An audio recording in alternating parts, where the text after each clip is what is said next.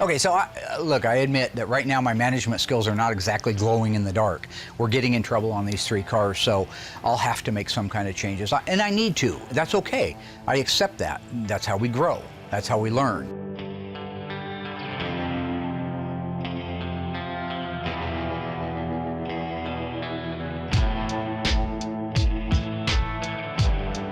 Tighten everything down? Yeah. All right, head on up.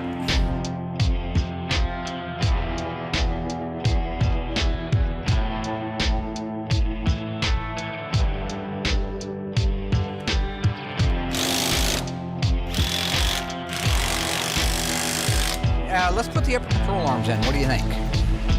If you watch through any of the Rocky series, you know, Rocky, he was a ham and egg fighter in the original one, right? That's what he called himself. And he hit his left hand, but he hit hard and he's all that, and he had a lot of heart.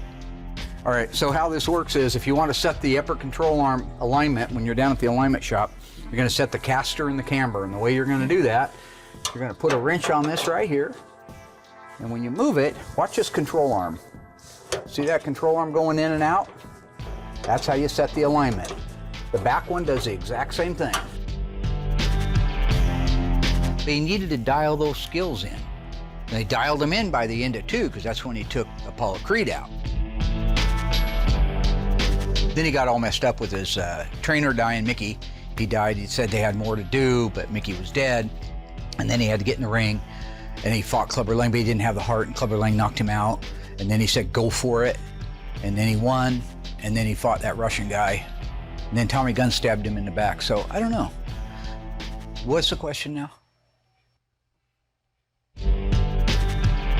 I like people to be kind of like a Swiss Army knife, to be able to do everything, right? I mean, if something would happen and you were to lose all your metal guys one week, maybe they all had the flu or something, or they got hurt, but you can't bring that department to a halt. So you could go over and get the mud guys because you've spent time with them.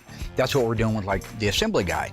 We're taking time for him to learn how to put the chrome and the trim and the exterior pieces on, but then shift gears immediately, go over to the book and find out where the assembly line markings go on this car. Switch gears again, go back over and find out what's the 69.5 Super B supposed to look like, which exhaust on it. Because if we had 20 of those guys right here that were well-rounded, that could do anything, we could put out 13, 14 cars a year with no trouble. Actually, I'm gonna take that back. If we had 20 guys like that, I think we could put 20 cars a year out.